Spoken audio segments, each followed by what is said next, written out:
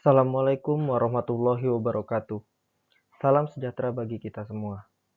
Selamat datang di perkuliahan daring mata kuliah pengolahan data perikanan dan kelautan bagi mahasiswa program studi ilmu kelautan Universitas Jenderal Sudirman. Pada perkuliahan ini, kita akan membahas mengenai pre-processing data. Setelah mengikuti perkuliahan ini, diharapkan mahasiswa mampu menjelaskan jenis-jenis kesalahan pada data mentah, serta teknik apa saja yang dapat digunakan agar data tersebut dapat dianalisis lebih lanjut. Yang menjadi bahan pembelajaran pada perkuliahan ini meliputi kondisi data seperti missing data, noise, outlier data, dan inconsistent data, serta teknik yang digunakan untuk melakukan preprocessing data seperti interpolasi, data smoothing, dan filter digital. Untuk dapat memahami tentang pre-processing data, kita perlu mengetahui apa itu pre-processing data, kapan hal tersebut dilakukan, untuk apa hal tersebut dilakukan, dan bagaimana cara melakukannya. Data mining proses. Data mining adalah suatu proses pengumpulan informasi penting dari sejumlah data yang besar.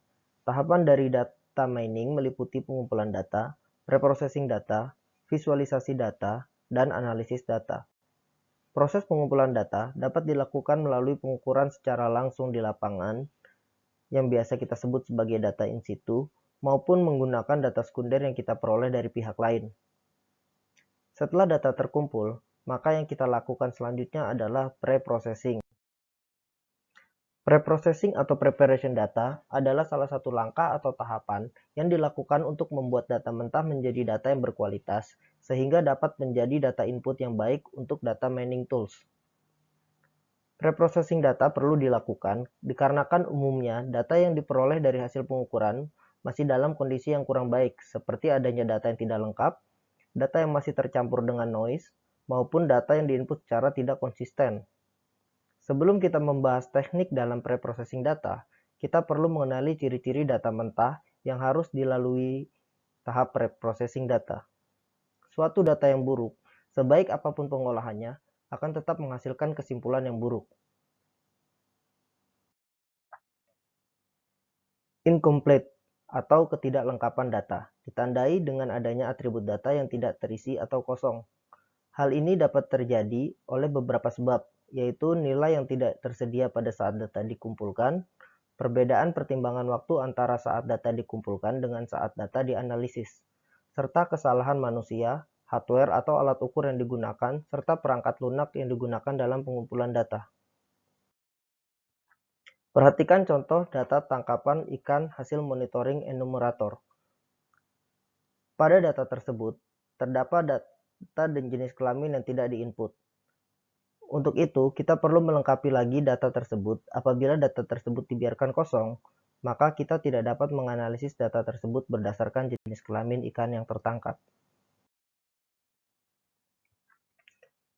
Pada data pengukuran pasang surut berikut, terdapat kekosongan data pada pukul 6, 11, dan 17. Beberapa perangkat lunak pengolahan data tidak dapat memproses data apabila ada sel yang kosong. Oleh karena itu, sel kosong tersebut harus diisi dengan not a number apabila kita tidak bisa menemukan nilai sebenarnya. Nilai yang kosong tidak boleh diisi dengan angka 0, karena akan terbaca sebagai nilai pada operasi matematika. Gambar berikut menunjukkan kekosongan data pada data raster yang diperoleh dari citra satelit Landsat 7. Hal ini disebabkan karena kerusakan sensor pada satelit tersebut. Umumnya, data mentah hasil pengukuran masih bersifat noisy, di mana data tersebut masih terdapat noise maupun data outlier. Noise adalah sinyal atau data yang tidak diinginkan. Noisy pada data disebabkan oleh kesalahan pengukuran, kesalahan entry data, kondisi lingkungan, dan noise elektronik dari alat ukur yang digunakan. Berikut merupakan tabulasi hasil pengukuran pasang surut menggunakan instrumen tide logger. Kesalahan tidak dapat langsung terlihat pada tabel tersebut. Namun, ketika kita membuat plot dari data tersebut, maka kita akan menemukan adanya data yang outlier. Data outlier adalah data yang berbeda secara nyata dengan data lainnya. Data yang bersifat outlier harus diperbaiki agar tidak terjadi kesalahan interpretasi pada analisis kuantitatif. Grafik hasil pengukuran pasang surut menggunakan acoustic tape logger. Perhatikan gambar berikut. Pada grafik tersebut tidak ditemukan adanya data outlier, namun masih terdapat noise. Pengukuran pasut secara in situ di perairan terbuka hampir dipastikan terdapat noise yang disebabkan oleh gelombang. Untuk mereduksi noise pada saat pengukuran, maka penentuan lokasi pengukuran harus tepat. Image hasil penginderaan jarak jauh juga tidak terlepas dari noise. Noise pada citra satelit dapat disebabkan dari sensor yang digunakan maupun partikel aerosol yang ada di udara. Hal ini menimbulkan bintik-bintik noise pada citra. Faktor lingkungan adalah salah satu penyebab noise terbesar. Berikut merupakan spektrogram dari hasil perekaman suara bawah air menggunakan sistem akustik pasif. Sumbu X merupakan waktu, sumbu Y adalah frekuensi suara yang terekam, dan warna menunjukkan kekuatan atau intensitas suara tersebut. Pada spektrogram tersebut, terdeteksi suara dari berbagai sumber seperti mamalia laut, mesin kapal, dan seismic air gun. Apabila yang menjadi objek penelitian kita adalah suara mamalia laut, maka suara lainnya kita anggap sebagai noise. Namun apabila fokus kita adalah suara hambur balik dari seismic air gun, maka suara mamalia laut tersebut adalah noise. Agar tidak terjadi kesalahan interpretasi dari objek yang ingin kita teliti, maka noise harus disingkirkan. Ciri terakhir dari data mentah yang perlu melalui pre-processing data adalah inkonsisten. Data memuat perbedaan dalam kode atau nama untuk jenis data yang sama. Pada data deret waktu, inkonsisten juga dapat terjadi apabila interval waktu pengukuran tidak konsisten. Inkonsisten data disebabkan oleh sumber data yang berbeda, interval pengambilan data yang berbeda, dan pelanggaran kebergantungan fungsional. Kebergantungan fungsional sangat menentukan keberhasilan penyusunan database dalam sistem informasi. Perhatikan data tangkapan ikan berikut. Pada kolom jenis alat tangkap, diduga ada ketidakkonsistenan penginputan data. Data tangkap pursein diinput sebagai pursein dan pursen. Hal tersebut perlu diklarifikasi ulang apakah data tersebut adalah dua alat tangkap yang berbeda atau memang hanya satu alat tangkap yang sama. Apabila kedua alat tangkap tersebut adalah alat tangkap yang sama, maka keduanya harus diseragamkan agar tidak terjadi redundansi data. Sama halnya dengan data spesies dan seks. Perhatikan data mentah hasil pengukuran CTD berikut. Data tersebut masih memiliki interval kedalaman yang tidak konsisten. Perubahan kedalaman tidak selalu bertambah, namun masih terdapat kedalaman yang berkurang. Hal ini disebabkan efek ayunan pada saat penurunan CTD. Setelah kita mengenali ciri-ciri kesalahan pada data mentah, maka yang kita lakukan selanjutnya adalah melakukan pre-processing data. Pre-processing data dapat dilakukan dengan cara mengisi data yang hilang, menghaluskan, mengenali dan atau menghilangkan data yang bersifat outlier, dan memperbaiki ketidakkonsistenan data. Salah satu teknik yang umum digunakan untuk mengatasi missing data adalah dengan interpolasi. Interpolasi adalah teknik mencari nilai suatu data di antara data lainnya yang fungsi pada data tersebut sudah diketahui. Interpolasi mengasumsikan bahwa atribut data bersifat kontinu di dalam ruang dan atribut tersebut saling berhubungan atau dependence. Berdasarkan jenis fungsi yang digunakan, interpolasi terdiri dari interpolasi linear, kuadrat, dan polinomial. Namun perlu diingat, interpolasi tidak dapat meningkatkan resolusi dari suatu data. Berbeda dengan interpolasi, ekstrapolasi adalah metode yang digunakan dalam memprediksi nilai suatu data yang berada di luar interval data awal yang telah diperoleh. Apabila kita memiliki data pengukuran dari XA hingga XB, Interpolasi dilakukan apabila data berada pada rentang tersebut, yaitu titik C. Sedangkan ekstrapolasi dilakukan apabila data yang ingin dicari berada di luar rentang data tersebut, yaitu titik D. Interpolasi linier bertujuan untuk mendapatkan nilai suatu data menggunakan dua buah data yang paling dekat dengan data tersebut. Interpolasi linier menentukan suatu data menggunakan fungsi persamaan linier atau persamaan berorde 1. Interpolasi linier menerapkan hukum perbandingan, di mana jarak antara X ke X1 berbanding dengan jarak Y ke Y1 sama dengan jarak X2 ke X1 berbanding jarak Y2 ke Y1. Untuk memahami konsep interpolasi, coba perhatikan data pengukuran salinitas dan temperatur pada masing-masing kedalaman. Dengan menggunakan interpolasi linier, tentukan nilai salinitas dan temperatur pada kedalaman 180 meter.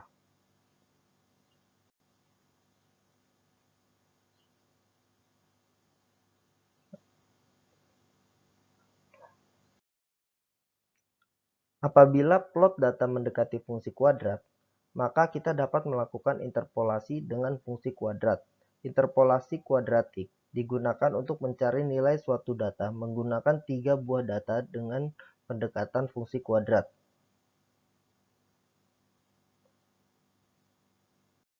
Interpolasi kuadrat menghasilkan data baru yang lebih halus dibandingkan menggunakan interpolasi linier, seperti terlihat pada gambar berikut.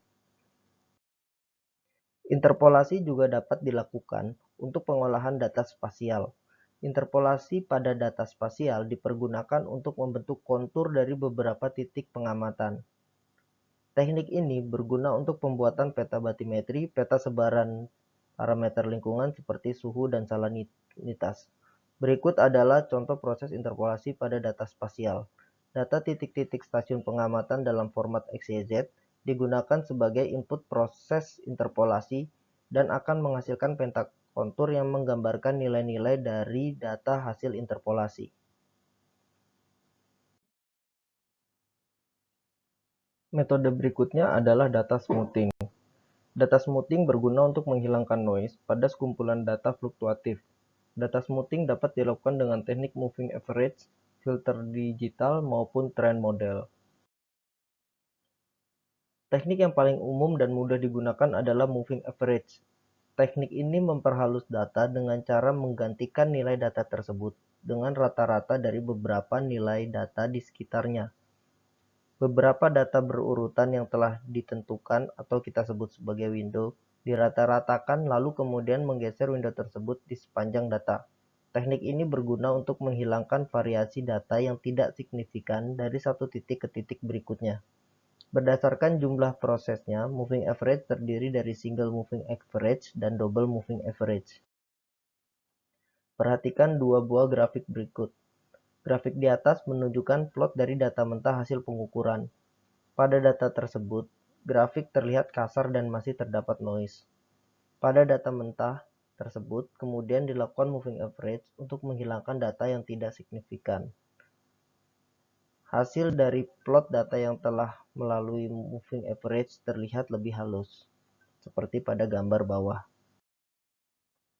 Single moving average cocok digunakan untuk pola data konstan atau stasioner, di mana data pada suatu periode dipengaruhi oleh data pada periode sebelumnya. Hasil moving average pada periode ke T merupakan rata-rata dari N buah data dari periode ke T hingga T-M plus 1. Kualitas data hasil moving average ditentukan oleh ukuran window yang digunakan. Semakin besar ukuran window, maka data akan semakin smooth. Penentuan ukuran window juga perlu hati-hati. Apabila ukuran window terlalu besar, maka sifat data aslinya akan hilang. Perhatikan tabel data berikut. Baris S1 adalah original data, sedangkan baris S2 akan diisi oleh data hasil moving average dengan menggunakan ukuran window 5. Nilai pada sel A adalah rata-rata dari data pertama hingga kelima, sedangkan nilai pada sel B adalah rata-rata dari data kelima hingga keenam, begitu seterusnya. Coba hitung untuk sel C, D, E, F, G, dan seterusnya. Perhatikan gambar berikut. Garis biru adalah data mentah. Garis merah adalah hasil moving average dengan window 3, dan garis hijau adalah moving average dengan window 5. Semakin besar ukuran window yang digunakan, maka hasilnya akan data lebih smooth. Cara lain untuk memperhalus data adalah dengan filter atau penapisan. Filter memproses data berdasarkan frekuensi dari data tersebut. Pada noise yang umumnya memiliki frekuensi tinggi, difilter menggunakan low pass filter, sehingga hanya meloloskan data dengan frekuensi yang lebih rendah dari frekuensi cutoff-nya. Selain digunakan untuk smoothing data, filter juga dapat digunakan untuk memisahkan komponen frekuensi sehingga dapat mengevaluasi sifat pada berbagai internal frekuensi. Terdapat 3 jenis filter berdasarkan frekuensi cutoff-nya, yaitu low pass filter, high pass filter, dan band pass filter. Perhatikan dua buah grafik berikut. Grafik di atas merupakan perbandingan antara data mentah yang digambarkan dengan garis biru dengan data hasil pemrosesan low pass filter yang digambarkan dengan garis hijau. Hasil filter menunjukkan bahwa data tersebut lebih smooth dikarenakan data dengan frekuensi tinggi sudah dibuang, sedangkan pada grafik di bawah yang merupakan hasil dari high pass filter, data dengan frekuensi rendah telah disingkirkan sehingga yang muncul adalah data dengan frekuensi tinggi. Selama perkuliahan ini, kita telah membahas salah satu proses dalam pengolahan data perikanan dan kelautan.